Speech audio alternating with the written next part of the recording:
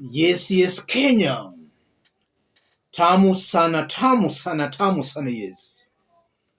In this video, I want us to have a look at a very interesting story captured by Citizen Digital.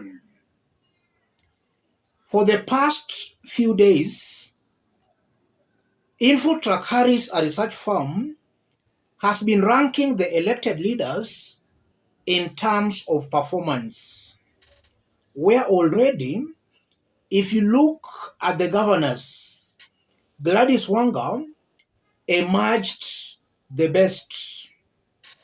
And in Nyanza, Gladys Wanga and Simba Arati are performing far much better than any other governor. And I'm stressing on those two governors because those are the two governors who are seriously being fought by Kenya Kwanza government. We saw what happened to Simba Arati a few days ago, and we also saw what happened to Mokwa, an initiative by Gladys Wanga that is really earning her a lot of praises in Homa Bay County. Wanga emerged the best. And now in terms of members of parliament, and specifically in Nairobi, Jalang'o, Lang'ata member of parliament, comes out as the poorest member of parliament in terms of performance. And I'm stressing that because Jalang'o announced some months ago that he was working with the government for development. He's being ranked as among the worst performing members of parliament in Nairobi. So, where are those goodies, those developments he has been getting from the government? Let's have a look at the story as captured by Citizen TV. Babu Owino ranked top in Nairobi as InfoTrack releases MP's performance countrywide. Embakasi East Member of Parliament MP Babu Owino has emerged as the top performing legislator in Nairobi, earning 60% approval rating.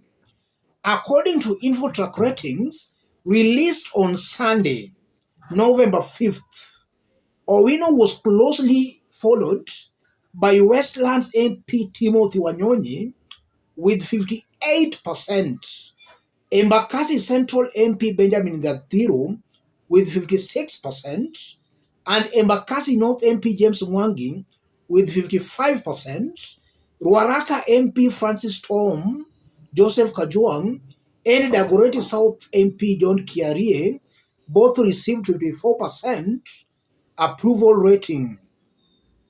Embakasi West MP Mark Samuel Muridhi, Kasarani MP Ronald Kamuiko, and Embakasi South MP Julius Musili scored 52%, while Lang'ata MP Felix Odiwuor and Dagoretti North MP Beatrice Elachi achieved a 50% rating. So Jalang'o and Elachi have tied at the bottom. They are the worst performing members of parliament. Elachi is tilting towards Kenya Kwanza government. Jalang'o has made it public that he is working with William Ruto for development in Lang'ata. You are now seeing they are the worst performing members of parliament. I want us to dig deep into this for Kenyans to understand in clear terms what this means politically. If you are watching us but you have not yet subscribed, subscribe, give this video a like. Let's proceed.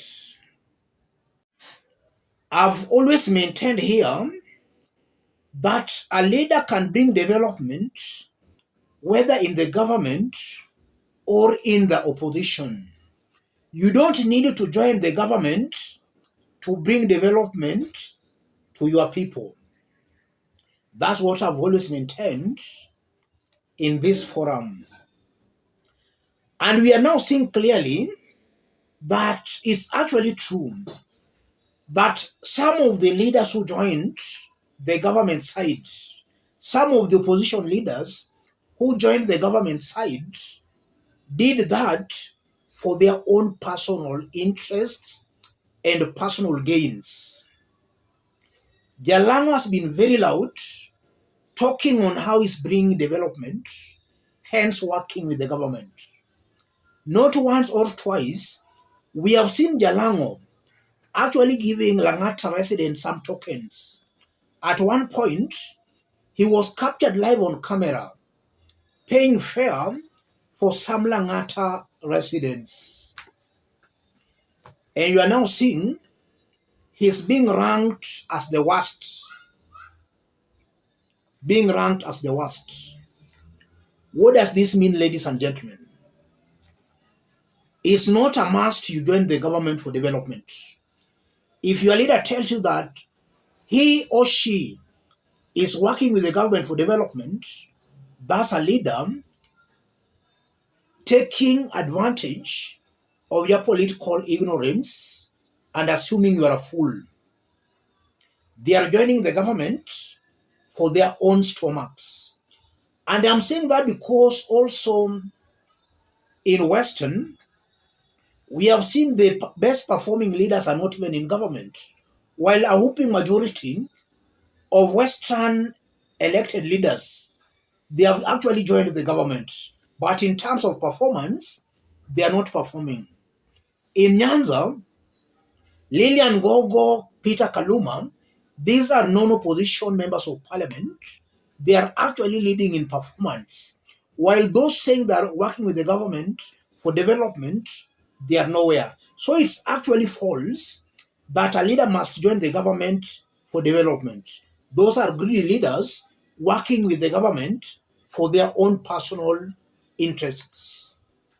Secondly, the research confirms that Kenyans are no longer interested in politics of handouts.